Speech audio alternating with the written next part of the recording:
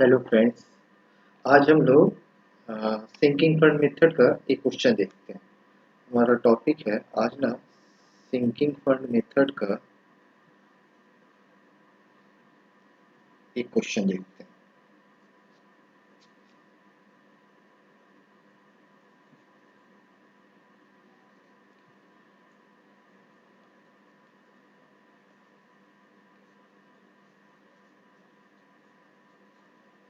देखो एक ना हम क्वेश्चन लेते हैं।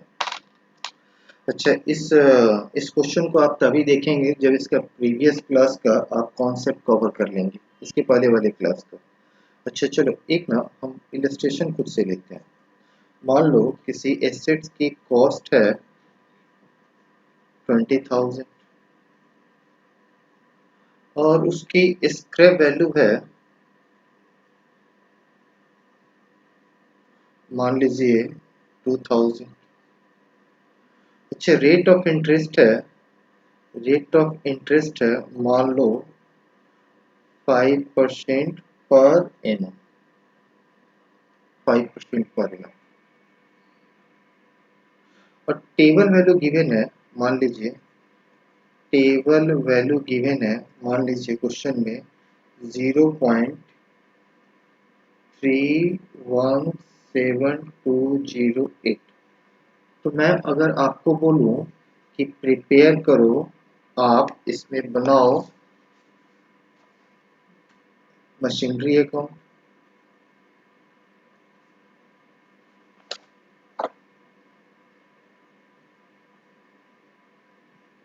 उसके बाद मैं बोलूं कि आप बनाओ सिंकिंग फंड अकाउंट, और तीसरा बनाओ sinking fund investment account for 3 years. आप 3 साल का मशीन अकाउंट बनाइए, सिंकिंग फंड अकाउंट बनाइए और सिंकिंग फंड इन्वेस्टमेंट अकाउंट बनाइए। देखो मैं फिर से क्वेश्चन को बता दूं। मान लो किसी एसेट की कॉस्ट है 20,000, स्क्रैप वैल्यू है 2,000, रेट ऑफ इंटरेस्ट है 5% पर एनम, और क्वेश्चन में गिवन है टेबल वैल्यू 0.317208। क्वेश्चन में गिवन है, आपको बनाना है मशीनरी अकाउंट कर लो या एसेट्स अकाउंट कर लो, सिंकिंग फंड अकाउंट कर लो और सिंकिंग फंड इन्वेस्टमेंट अकाउंट कर लो फॉर 3 इयर्स। अच्छा, मैंने पिछले क्लास में आपको बताया था एक टेबल वैल्यू ना हमेशा क्वेश्चन में गिवन होगा, और जनरली टेबल वैल्यू जो गिवन होता है क्वेश्चन है, मुझे इसी टेबल वैल्यू से ही मतलब है। लेकिन कभी कभी क्वेश्चन में ना गिवन होता है, टेबल वैल्यू गिवन होता है। जो टेबल वैल्यू गिवन होता है वो रेट ऑफ इंटरेस्ट और एसेट्स के लाइफ को कंसीडर करके गिवन होता है। जैसे मैं अगर आपको क्वेश्चन फुल फ्लेज दिखाऊं, तो जो टेबल वैल्यू गिवन होगा ए रेट ऑफ इंटरेस्ट 5% और लाइफ 3 इयर्स को कंसीडर करके गिवन होगा। मैं आपको क्वेश्चन एक बार दिखा देता हूँ अपने बुक से, देखना। देखो, M Limited bought one automatic printing machine for 20,000 on 1st Jan 1911। Date दे रखा है, कॉस्ट दे रखी है। Useful life was estimated at 3 years with scrap value of 2000, यानी कि स्क्रैप वैल्यू भी दिया है और एसेट्स की लाइफ भी दी हुई है। Provide depreciation on sinking fund method, आपको सिंकिंग फंड मेथड से डेप्रिसिएशन प्रोवाइड करना है। Investment to carry 5% per annum interest, यानी कि इंटरेस्ट भी गिवन है। अब देखो टेबल वैल्यू कैसे गिवन है, मैंने बताया था ना कि table value rate of interest और लाइफ को कंसीडर करके गिवन होगा। मुझे उससे कोई मतलब नहीं है, मुझे सिर्फ टेबल वैल्यू से ही मतलब है। Sinking fund table show that 0.317208 at 5% per annum will in 3 years accumulate ₹1। यहाँ देखिए टेबल वैल्यू से मतलब है रेट ऑफ इंटरेस्ट और लाइफ 3 इयर्स को कंसीडर करके दे रखा है। और इसमें सबसे अच्छी बात है जो क्वेश्चन में गिवन है, क्वेश्चन को आसान किया है। Assuming there is no profit or loss on sale of investment, यानी कि आप इन्वेस्टमेंट को बेचते हैं तो प्रॉफिट या लॉस नहीं होता है। अब आइए इस चीज को देखते हैं।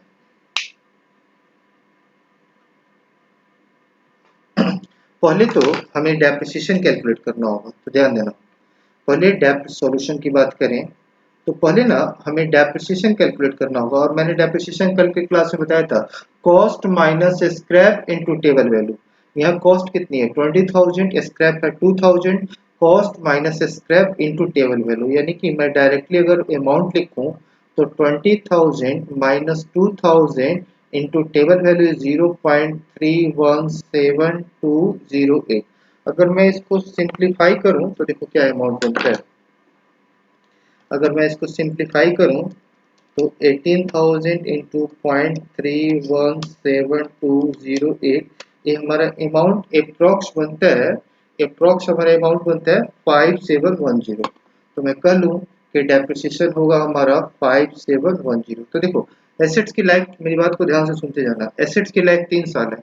तो फर्स्ट ईयर भी डेप्रिसिएशन होगा, सेकंड ईयर भी होगा और थर्ड ईयर भी होगा। और तीनों साल मैंने आपको बताया था पिछले क्लास में कि डेप्रिसिएशन का अमाउंट बिल्कुल कांस्टेंट होगा, बिल्कुल कांस्टेंट होगा। यानी कि फर्स्ट ईयर भी यही डेप्रिसिएशन होगा, सेकंड ईयर भी यही डेप्रिसिएशन होगा, थर्ड ईयर भी यही डेप्रिसिएशन होगा। तो आइए तीनों अकाउंट का हम पहले फॉर्मेटिंग कर लें। तो यहाँ पे तीनों अकाउंट का फॉर्मेटिंग लिख लूँ। तो पहले ना मैं मशीन अकाउंट लिखूँ, मशीन कर लो या एसेट्स कर लो, बात तो एक ही है। पहले मैं मशीन अकाउंट का फॉर्मेट लिख लूँ। 3 साल का बनाना है, ध्यान रहे 3 साल का बनाना है।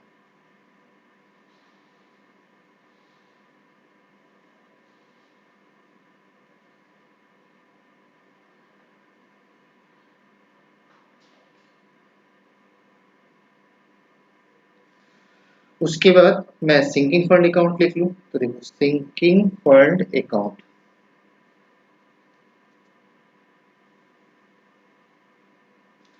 उसके बाद मैं फॉर्मेटिंग बनाऊंगा सिंकिंग फंड इन्वेस्टमेंट अकाउंट का।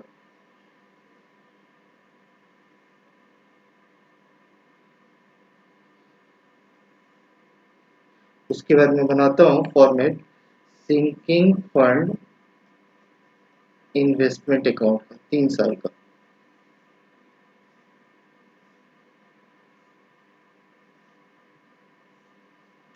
चलो फर्स्ट ईयर, मान लो मैं इस पे डेट कुछ मेंशन कर दूं कि मैंने परचेज किया है 1 जनवरी 91, कोई सा भी डेट हो सकता है। 1 जनवरी 91 मान लो मैंने परचेज किया है, मैंने इस पे डेट लिख दिया 1 जनवरी 91। तो देखो फर्स्ट ईयर मैंने कैलेंडर ईयर को लिया है, तो फर्स्ट ईयर 91 होगा, सेकंड ईयर 92 और थर्ड ईयर 93। तो मैं यहाँ पे लिखूँ कि 1 जैन 91 को मैंने परचेज किया, यानी कि टू बैंक 20,000। फर्स्ट ईयर तो डेप्रिसिएशन लगेगा ना, डेप्रिसिएशन लगेगा, यानी कि फंड क्रिएट करोगे और फंड क्रिएट करोगे और उसे इन्वेस्ट करोगे। याद करो मैंने दो एंट्री आपको बताई थी, फर्स्ट ईयर मैंने आपको दो एंट्री समझाई थी, अगर आपको याद होगा तो मैंने दो एंट्री बताई थी। एक एंट्री बताई थी डेप्रिसिएशन टू फंड, मैं यहाँ पे लिख दूं, मैंने एंट्री बताई थी, एक एंट्री बताई थी डेप्रिसिएशन टू फंड, और दूसरी एंट्री इन्वेस्टमेंट की बताई थी, दूसरी एंट्री इन्वेस्टमेंट की बताई थी sinking fund investment to bank. जो डेप्रिसिएशन का अमाउंट होगा, तो देखो फर्स्ट ईयर मेरी क्या एंट्री है, ध्यान देना। फर्स्ट ईयर मेरी एंट्री है डेप्रिसिएशन टू फंड, और डेप्रिसिएशन हमेशा लास्ट में, ईयर के लास्ट में लगेगा। तो मैं अगर अगर मैं सिंकिंग फंड अकाउंट बनाऊं, सॉरी डेप्रिसिएशन टू फंड, तो मैं सिंकिंग फंड अकाउंट में लिखूंगा ईयर का लास्ट, यानी कि 31 दिसंबर 91। Sink depreciation to sinking fund, तो सिंकिंग फंड में क्या होगा, बाई डेप्रिसिएशन। अमाउंट तो बिल्कुल कांस्टेंट होगा। अमाउंट कितना है, 5710, ध्यान देते रहना। बस एक एंट्री हो गई। दूसरी entry sinking fund investment to bank, तो इसी डेट को हम इन्वेस्ट करेंगे, यानी कि ईयर के लास्ट में। Sinking fund investment to bank, तो इन्वेस्टमेंट में हम लिखेंगे 31 दिसंबर 91 को टू बैंक अकाउंट, और अमाउंट होगा हमारा 5710। और कोई काम नहीं करना है, और कोई काम नहीं करना। अब हम सेकेंड ईयर में चलते हैं। सेकेंड ईयर में चलने के पहले आपको फर्स्ट ईयर के तीनों अकाउंट को क्लोज करना होगा। क्लोज करना होगा मीन्स यहाँ पे हमारा सीडी होगा 20,000, और यही अमाउंट यहाँ पे हमारा 1 जनवरी 92 को टू बैलेंस बीडी होगा, और अमाउंट आएगा 20,000। मैं कर कुछ नहीं रहा, मैं ना फर्स्ट ईयर के अकाउंट को क्लोज करके सेकंड ईयर का ओपनिंग बैलेंस लिख रहा। यहाँ पे भी सीडी होगा, सीडी होगा टू बैलेंस सीडी 5710, और यहाँ पे मैं बैलेंस बीडी लिखूंगा बाई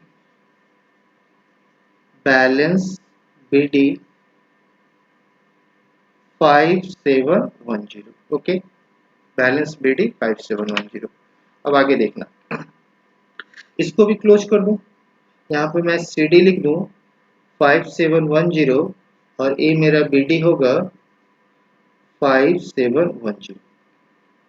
अब आओ सेकेंड ईयर एक एक्स्ट्रा काम करना होगा। मैंने बताया था इंटरेस्ट मिलेगा, और मैंने बताया था कि सेकेंड एंड सब्सिक्वेंट ईयर सिर्फ एक एक्स्ट्रा एंट्री होगा, एक्सेप्ट लास्ट ईयर इंटरेस्ट मिलेगा। तो देखो, मेरी इन्वेस्टमेंट थी 5710। अब मेरी बात को ध्यान से सुनना।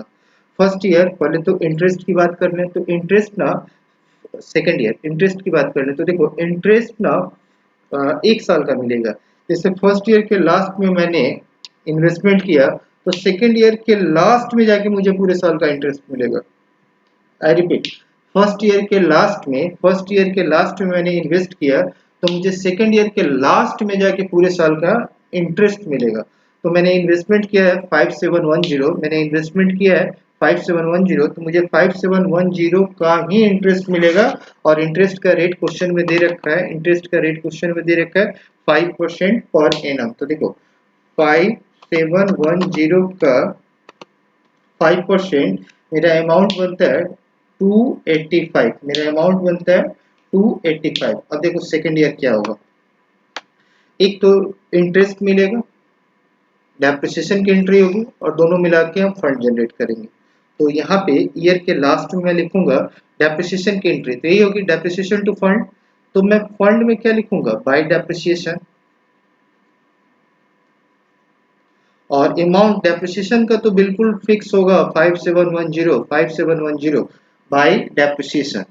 और उसके बाद इंटरेस्ट भी तो मिलेगा सेकेंड ईयर का लास्ट, यानी कि यहाँ पे हमारा डेट होगा 31 दिसंबर 92। आई रिपीट 31 दिसंबर 92, यानी कि मैं यहाँ पे लिख दूँ दिसंबर 92। I repeat December 92। इंटरेस्ट मिलेगा तो मैं लिखूंगा बाई बैंक इंटरेस्ट। आप कैलकुलेट करेंगे 5710 का, आई रिपीट 5710 का 5% इंटरेस्ट होगा 285। चलो, डेप्रिसिएशन की भी एंट्री होगी और इंटरेस्ट की भी एंट्री होगी। अब दोनों मिला के मैं इन्वेस्ट करूंगा, दोनों मिला के यानी कि 5710 प्लस 285 को मैं ऐड करूंगा, 5710 प्लस 285 को मैं ऐड करूंगा, तो मेरा अमाउंट आता है 5995। तो इसी अमाउंट को इन्वेस्ट करेंगे। चलिए, इसी अमाउंट को हम इन्वेस्ट करेंगे 31 दिसंबर 92 को टू बैंक अकाउंट। और दोनों को मैंने यहाँ मार्क भी कर दिया, दोनों को ऐड करके इन्वेस्ट करना है। और मैंने ऐड किया तो हमारा अमाउंट आया 5995। बस ये तीन काम तो करना है। एक इंटरेस्ट की एंट्री करनी है, तो मैंने इंटरेस्ट की एंट्री कर दी। डेप्रिसिएशन की एंट्री करनी है, मैंने डेप्रिसिएशन की एंट्री कर दी। और दोनों को ऐड करके इन्वेस्ट करनी है, मैंने इन्वेस्टमेंट की एंट्री कर दी। और कोई काम नहीं करना, कोई काम नहीं करना। अब हम सेकंड ईयर के अकाउंट्स को क्लोज करेंगे और थर्ड ईयर के ओपनिंग बैलेंस पे जाएंगे। तो देखो, इसमें तो कुछ होगा ही नहीं, एसेट्स में तो डायरेक्टली फिर सीडी में ट्रांसफर कर दो 20,000, और यही अमाउंट हमारा बीडी में चला जाएगा 1 जनवरी 93 को टू बैलेंस बीडी 20,000। मैंने किया कुछ नहीं, मैंने सेकेंड ईयर के अकाउंट को क्लोज किया और थर्ड ईयर का ओपनिंग बैलेंस लिख दिया। अब आगे देखिए,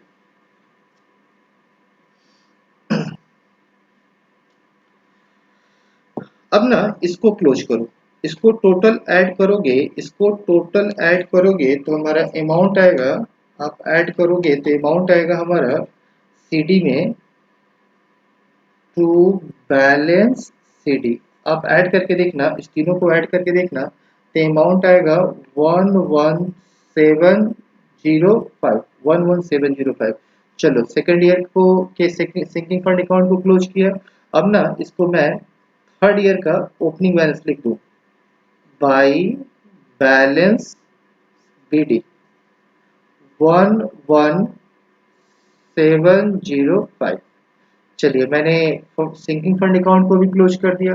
अब सिंकिंग फंड इन्वेस्टमेंट को क्लोज करें, तो आप यहाँ ऐड करेंगे 5710 प्लस 5995, तो अमाउंट यही आएगा 11,705।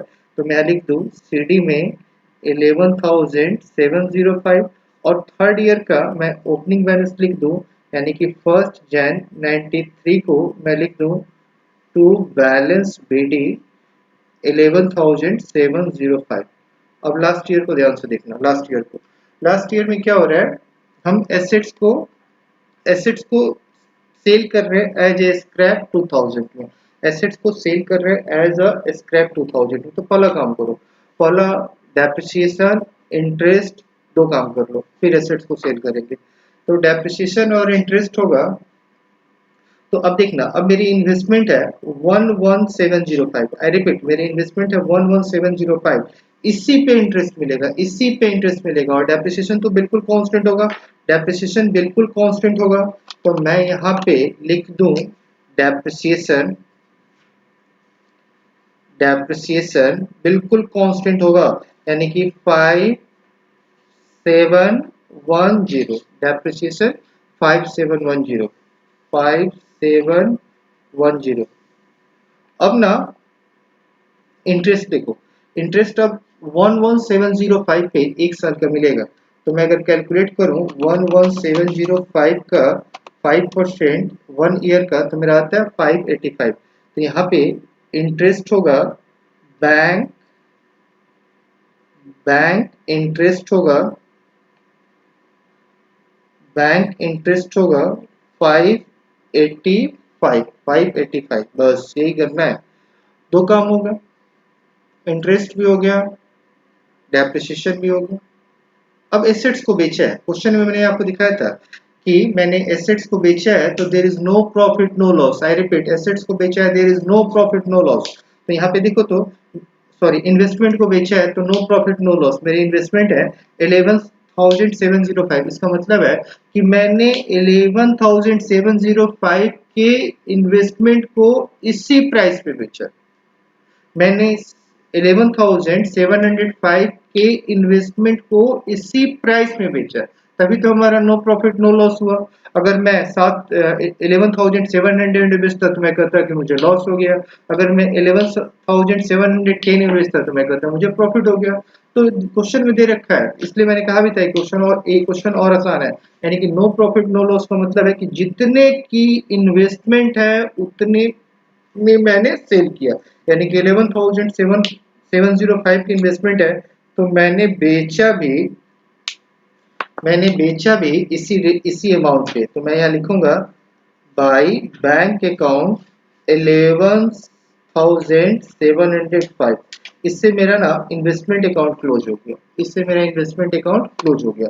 इसमें तो प्रॉफिट लॉस नहीं है, तो जितने की इन्वेस्टमेंट थी उतने में मैंने बेच दिया। हाँ सर, जितने की इन्वेस्टमेंट थी उतने में मैंने बेच दिया। अब मैंने आपको एंट्री समझाते वक्त एक बात बताई थी कि हम ना एसेट्स अकाउंट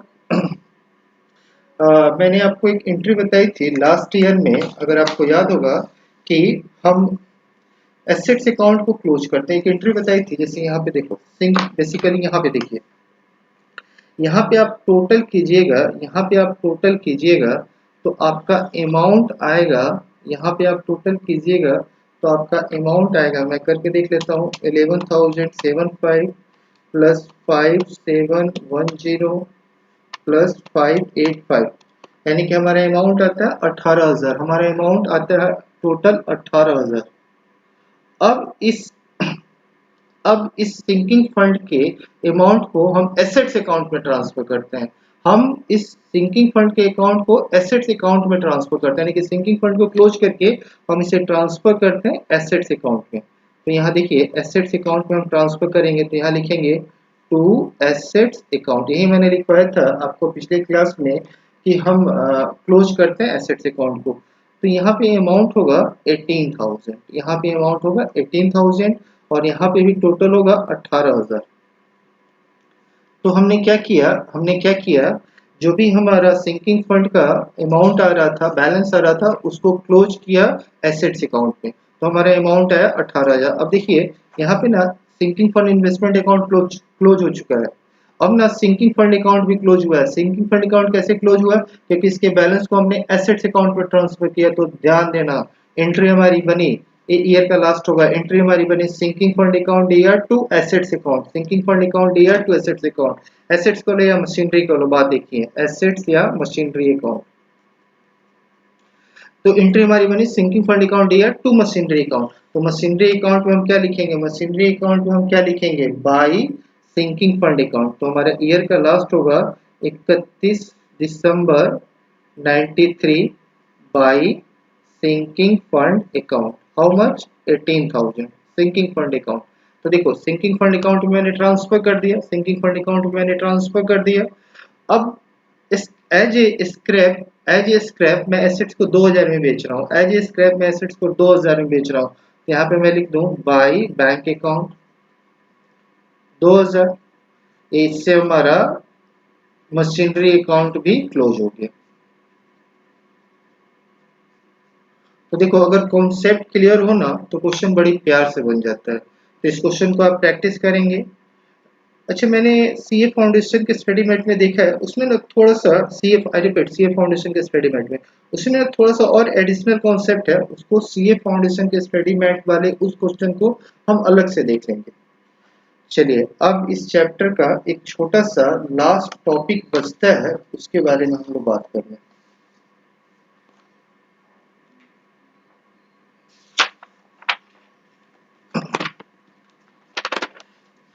इस मेथड को मैंने आपको रेगुलर क्लास में नहीं कराया था, छूट गया था बाय मिस्टेक, यहाँ पे आप इसको कवर कर लेंगे। लास्ट मेथड है revaluation method. I repeat class में ये मेथड हमारा छूट गया था बाय मिस्टेक, तो यहाँ से आप कवर कर लेंगे revaluation method.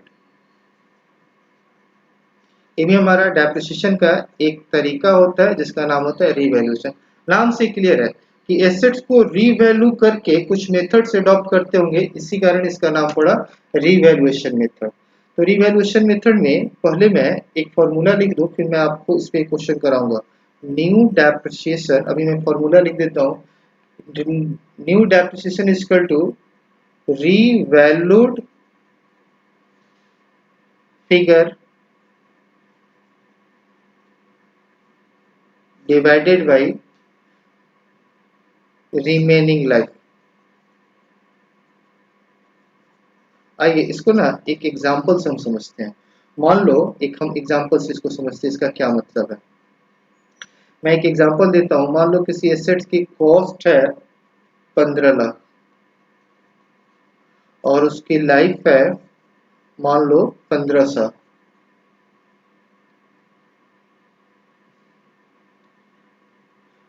After 3 years assets revalued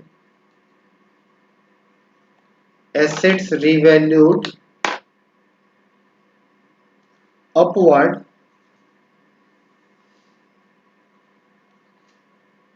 by 3 lakhs. What will be the amount of depreciation? देखो जरा क्वेश्चन को पहले समझ लें। देखो एसेट्स की कॉस्ट है 15 लाख, ऐसा क्वेश्चन में गिवन है, ऐसा क्वेश्चन में गिवन है। उसकी लाइफ है 15 साल और कुछ नहीं गिवन है, यानी कि कोई स्क्रैप वैल्यू वगैरह गिवन नहीं है। तो मैं कह सकता हूँ ना कि कॉस्ट 15 लाख है, लाइफ 15 साल है, यानी कि हर साल एसेट्स की वैल्यू कितने से कम होगी, 1 लाख से कम होगी। यानी कि एसेट्स पे कितना हर साल डेप्रिसिएशन चार्ज होगा, 1 लाख चार्ज होगा। देखो आगे क्या दिया है, आफ्टर 3 इयर्स। अच्छा आफ्टर 3 इयर्स मतलब एसेट्स पे 3 लाख का डेप्रिसिएशन चार्ज हो चुका होगा, यानी कि एसेट्स की वैल्यू 15 लाख से कम होकर कहां तक आ गई होगी, 12 लाख। तो आफ्टर 3 इयर्स देखो, आफ्टर 3 इयर्स एसेट्स की वैल्यू हो गई है 12 लाख। लेकिन assets revalued upward bye 3 lakh, यानी कि हमने 3 साल बाद इसका रिवैल्यूएशन किया और एसेट्स की वैल्यू अपवर्ड हो गई, कितने से, 3 लाख से हो गई। तो देखो जैसे मैं इसका एग्जांपल दूं, मान लो इसकी कॉस्ट है 15 लाख, देख के भी अजीब लगता है 15 लाख, खैर इसकी लाइफ है 15 साल, तो हर साल इसकी वैल्यू 1 लाख से कम होगी। आफ्टर 3 इयर्स, आफ्टर 3 इयर्स इसकी वैल्यू, ध्यान देना इस मार्कर पे, आफ्टर 3 इयर्स इसकी वैल्यू कितनी हो गई है, 12 लाख। तो ध्यान देना, अब ना ये मेरा एसेट्स 12 लाख का है, मेरा एसेट्स 12 लाख का है, लेकिन अब हम क्या करते हैं, 3 साल के बाद assets revalued upward by 3 lakh, यानी कि 12 लाख तो इसकी वैल्यू हो गई थी, अब हमने इसको रिवैल्यू किया, अब इसकी वैल्यू अपवर्ड हो गई 3 लाख से, यानी कि 12 से फिर इसकी वैल्यू कहाँ पहुंच गई, 15, 12 से वैल्यू कहाँ पहुंच गई, 15, तो मैं उस 15 को नाम दूंगा रीवैल्यूड फिगर, मैं उस 15 को नाम दूंगा रीवैल्यूड फिगर या रीवैल्यूड अमाउंट या रीवैल्यूड वैल्यू।